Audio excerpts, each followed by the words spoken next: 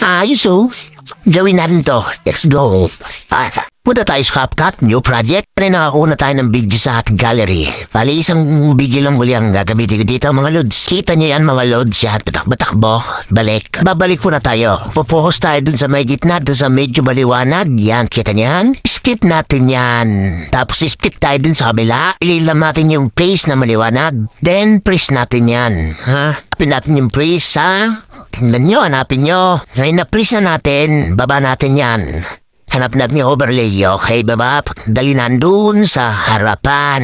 Basta pantay lang natin. Pag all goods na, atras muna tayo. Tignan natin kung hanggang saan yung pinrest natin. Yan, kita mo yan? Yan, kiklik lang natin yung pinrest natin. Tapos, adjust natin dun sa may taong patakbo na. Yan, yung palabas na yan. No? Sasakto lang natin dyan sa may, yung pae, palabas na dun sa may lilong. All goods na, nasa labas na.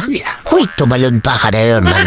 Balik tayo. Punta tayo din sa piris natin. Tapos punta tayo sa imove background. Natin yan. Yung pinris natin yan. Hindi natin yung brush. Has babrushin natin yan. Mga pagitan ng mga pader na yan. Ay dun sa baba hanggang sa patas. Yung palibot na yan. Papulayin nyo, ha? Kung hindi kayo papulahin ko.